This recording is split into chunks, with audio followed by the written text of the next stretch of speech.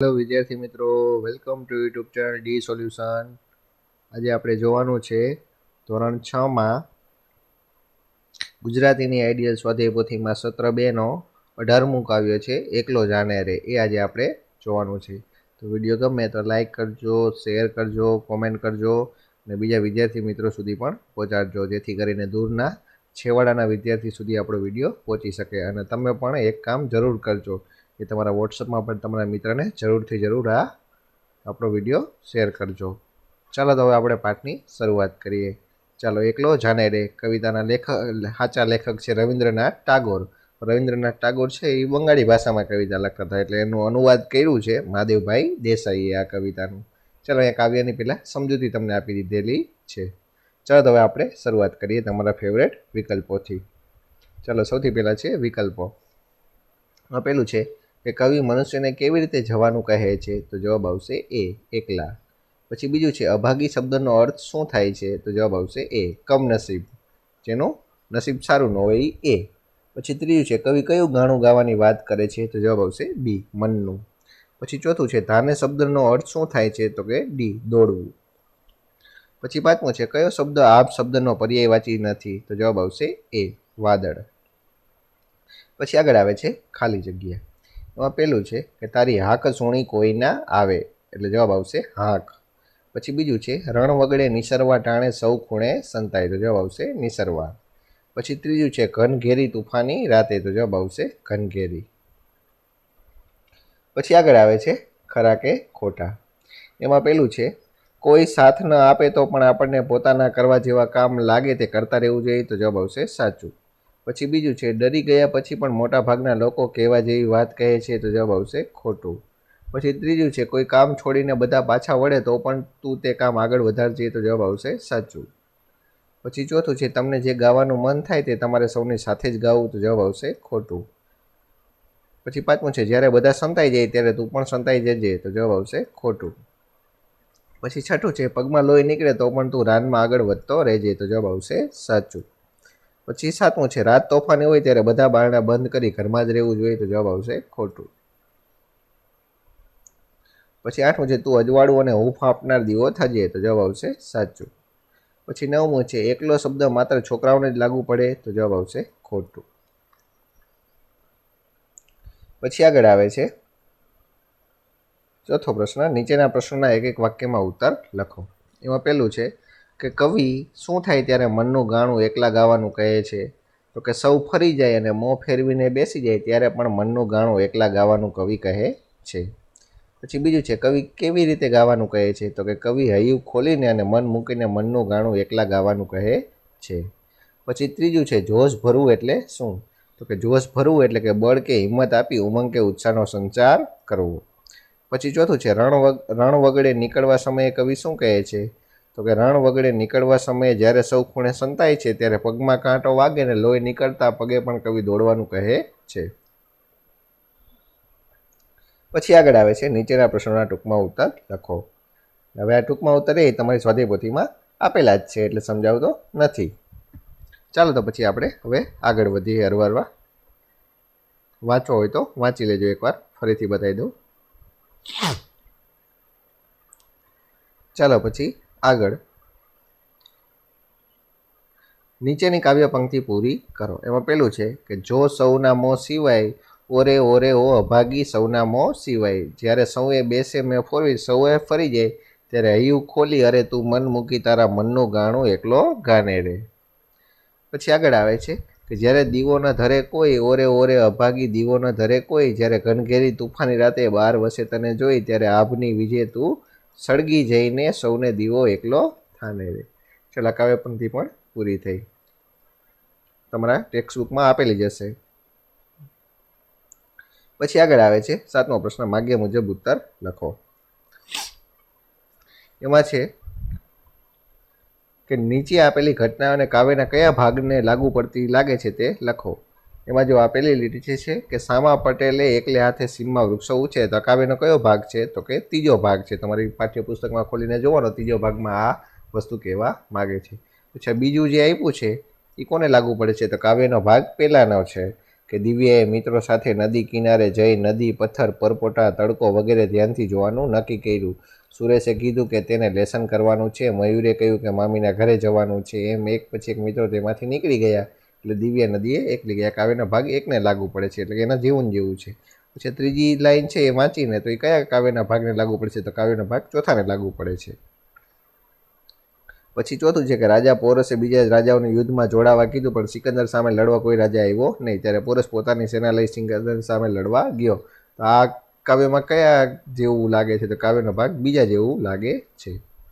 ચાલો પછી આગળ છે, બીજું છે, નીચેના શબ્દો સાચા લાગતા અર્થ સામે સાચું કરો. ચાલો, કયો શબ્દ જે તમને જે છે એ સાચો લાગે છે એના સામે તમારે સાચું કરવાનું છે. હાંક, હાંકનો અર્થ શું થાય? તો કે બોલાવવા માટેની બૂમ. પછી ટાણું, તો ટાણુંનો અર્થ શું થાય? તો કે ચોક્કસ સમય. પછી નીંગળતું એટલે કે ટપકતું. પછી રાન એટલે કે રાનનો અર્થ શું થાય? તો કે જંગલ. ચાલો પછી આગળ ત્રીજો પ્રશ્ન છે કે શબ્દ અને તેનો અર્થ વાંચો અને આપેલા વાક્યમાંથી જે વાક્યમાં શબ્દ સાચા અર્થમાં વપરાયો તેની આગળ સાચું કરો અને નવું વાક્ય બનાવો. ચાલો, મોં ફેરવું એટલે કે મદદ કરવાની ના પાડવી. તો આ વાક્ય એની સાથે લાગુ પડે છે, બરાબર છે, તો તેની સામે સાચું કરવાનું. અને નવું વાક્ય થશે કે શેઠને ધંધામાં મોટું નુકસાન થતાં સૌએ મોં ફેરવી લીધું. પછી હૈયું ખોલવું એટલે કે ખાનગી વાત કહેવી. ચાલો, એની સાથે આ વાક્ય લાગુ પડે છે, એની સામે સાચું કરો. ચાલો, નવું વાક્ય તો કે પરેશના પપ્પા તેના મિત્ર જેવા છે, તો તે હૈયું ખોલીને તેમની સાથે વાત કરી શકે છે. પછી ત્રીજું છે દીવો થવું એટલે કે માર્ગદર્શક થવું, રસ્તો બતાવનાર થવું. તો એની સાથે આ વાક્ય લાગુ પડે છે. તો કે પાંડવો જ્યારે મુશ્કેલીમાં આવતા ત્યારે કૃષ્ણ તેમનો દીવો થતા. ચાલો, નવું વાક્ય બનાવો કે જેમાં દીવો થવું આવી જવું જોઈએ. તો કે આપણા ગુરુ કે માર્ગદર્શક આપણે મુસીબતમાં હોય ત્યારે આપણો દીવો થાય છે. ચાલો પછી આગળ કે નીચે આપેલી કાવ્ય પંક્તિનો જે અર્થ તમને યોગ્ય લાગે તેની સામે સાચું કરો. ચાલો, એમાં પહેલું છે સૌના મોં સિવાય એટલે કે બધા ચૂપ થઈ ગયા. પછી બીજું છે તારા મનનું ગાણું એકલો ગાને રે એટલે કે તને જે કહેવા જેવું હોય તે લાગે તે કહી દે. પછી સૌ ખૂણે સંતાય એટલે કે મુશ્કેલી આવે ત્યારે ફક્ત પોતાને બચાવે. પછી ચોથું છે લોહી નીંગળતે ચરણે એટલે કે પોતાને ખૂબ તકલીફ હોય તો પણ. ચાલો પછી આગળ છે ઘનઘોરી તુફાની રાત એટલે કે ભારે મુશ્કેલીનો સમય. પછી 12 વાસે તને જોઈ એટલે કે મદદની ના પાડી. પછી સાતમું છે વીજ સળગી જઈને દીવો થવો એટલે કે તકલીફ વેઠીને રસ્તો બતાવવો. ચાલો પછી પાંચમું છે તમને શું લાગે છે તેના ઉપર સાચું કરો. ચાલો, મોટા ભાગના લોકો કહેવા જેવી વાત કહેતા ડરે છે કારણ કે એમને લાગે છે કે તેમની નુકસાન કે સજા થશે. અને બીજું એ પણ લાગુ પડશે કે તેમના સંબંધો બગડશે. એટલે બે સાચા છે, તો બેમાં સાચું કરો. પછી મોટા ભાગના લોકો હિંમત કરતા નથી કારણ કે તો કે તેમને આરામનું જીવન ગમે છે. પછી ત્રીજું છે બધા લોકો મુશ્કેલીમાં હોય ત્યારે દરેક જણ ફક્ત પોતાનું ઘર સાચવે છે. તો એની સામે સાચું કરો. ચાલો પછી આગળ આપેલા કોષ્ટકમાંથી આપેલી સંજ્ઞાઓ શોધો અને લખો. ચાલો, જાતિવાચક સંજ્ઞા કઈ છે? તો કે જાતિ બતાવતું એ આમાં તમારે ગોતીને લખવાની છે. તેમાં આવશે પ્રાણી, ઝાડ, કેરી, લીમડો, બળદ, રણ, પર્વત, ગાય, મોર, માણસ, રાજા અને દર. ચાલો, વ્યક્તિવાચક સંજ્ઞા તો કે સ્પેસિફિક વ્યક્તિ જોઈએ તો કે રમા, રેખા, માનવ, નળ અને રાજ, જે તમારે આમાં આપેલી જશે. પછી સમૂહમાં હોય તો કે ટોળકી છે, લશ્કર છે, સમૂહ અને રાસ. ચાલો, એ આમાં તમારે ગોતવાની છે એને લખવાની છે. જો અમુક શબ્દો આપેલા છે, પ્રાણી છે, પછી મોર છે, બરાબર છે, ઝાડ છે, બરાબર છે, રાજા છે, આ બરાબર બધાય તમારે આમાંથી લખવાના છે. પછી જો આ લશ્કર છે, પછી ગાય છે, બરાબર, પછી ટોળકી છે, સમૂહ છે, બરાબર, પછી આ રેખા છે, આ બળદ છે, આ કેરી છે, આ પ્રાણી છે, ઘણા બધા શબ્દો તમને આપેલા છે, ઝાડ છે, બરાબર, ઘણા બધા શબ્દો તમને આમાં દેખાય છે. ચાલો પછી આગળ વધીએ કે ઉદાહરણ પ્રમાણે અન્ય વાક્ય બનાવો. ચાલો, સાદું વાક્ય તમે જાઓ ભાઈ. હવે એને શણગારીને લખવું હોય તો કે આ પ્રસ્થાન કરો ભાઈ. પછી સાદું વાક્ય છે કે રાજેશના પપ્પા અમદાવાદ જવા નીકળ્યા તો કે રાજેશના પિતાશ્રીએ અમદાવાદ પ્રતિ પ્રસ્થાન કર્યું. પછી મમ્મીની મંજૂરી વગર પાંદડી ન હાલે તો કે માતૃશ્રીની અનુમતિ વિના પર્ણ પણ સ્પંદન કરવા અસમર્થ છે. ચાલો, શુદ્ધ ગુજરાતી આપણું પાણી આ વાસણમાં ભરી દેશો તો કે આ પાત્રમાં જળની પૂર્તિ કરી દેશો. સંસ્કૃત જેવું થોડુંક લાગે આપણને કે મારી બહેન કદી જૂઠું ન બોલે તો કે મારી ભગીની કદી અસત્ય ન વધે. ચાલો આ પેન મારા દાદા તરફથી ભેટમાં મળી છે તો કે આ લેખીની મારા પિતાના તરફથી ઉપહારમાં પ્રાપ્ત થઈ શકી છે. ચાલો સરસ મજાનું આપણે શણગાર્યું. ચાલો પછી આગળ 8મું છે કે દરેક વાક્યમાં એક શબ્દ ખોટો છે તેને સુધારીથી ફકરો ફરીથી લખો. ચાલો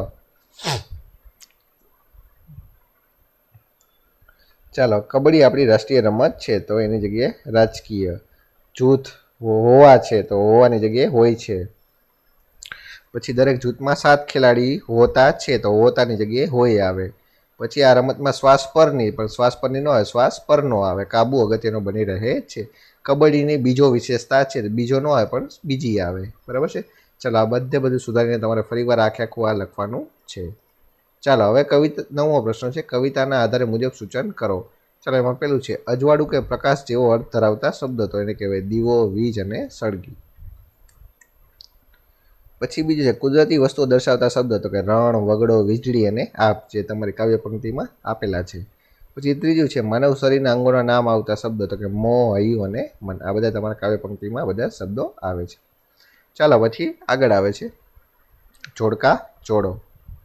ચાલો એમાં પેલું છે અમાં અને બ સાથે જોડવા છે. ચાલો પેલું છે આંખ આડા કાન કરવા તો જવાબ આવશે ડી, જોયું ન જોયું કરવું. પછી બીજું છે દિવસ ને રાત ભેગા કરવા તો જવાબ આવશે એફ, ખૂબ મહેનત કરવી. પછી ત્રીજું છે રોટલો રડવો એટલે કે એ, આજીવિકા મેળવવી. પછી ચોથું છે ભેજું લડાવવું તો જવાબ આવશે ઈ, બુદ્ધિ દોડાવવી. પછી નિશાસો ખાવો 5મો તો જવાબ આવશે બી, દુઃખી કે નાસીમાસ થવાની આ નાખવી. પછી છઠ્ઠું છે ચૂંટલો ખણવો એટલે કે સી, ભાનમાં લાવવા પ્રયત્ન કરવો. ચાલો પછી અહીંયા થોડુંક નવું એ પૂછે કે અહીં મિની એના પપ્પાની જે લાગણી દર્શાવી છે તેને લગતા શબ્દો કૌંસમાંથી શોધીને લખો. એ તમારે શબ્દો કોની યારે લાગુ પડે છે તો તેની સાથે તમારે જોઈને લખવાનું છે. એક આપણે જોઈ લઈએ કે પાઉચ ન મળવાથી પપ્પા ઓફિસમાં આમ તેમ આટા મળતા હતા તો એમને શું થતી હશે? અકળામણ થતી હશે. બરાબર. ચાલો એવી રીતના તમારા બીજા બધા શબ્દો અહીંયા લગાડવાના છે. ચાલો પછી આગળ આવે છે સમાનાર્થી શબ્દો. પછી આગળ આવે છે વિરોધાર્થી શબ્દો. બરાબર. પછી આવે છે જોડણી. ખાસ તો જોડણી સુધારીને તમારે સાચા શબ્દો લખવાના છે. બરાબર છે. પછી આવે છે શબ્દ સમૂહ કે જેની સાથે કોઈ ના હોય તેવું તો કે એકલું. કોઈની બોલાવવા માટેની બૂમ તો એને કહેવાય હાક. પછી શબ્દકોશના ક્રમમાં ગોઠવીને લખો. તો એમાં તમને આડાવડા આપ્યા છે તો કક્કાના ક્રમમાં તમારે ગોઠવીને લખવાની છે આવી રીતે.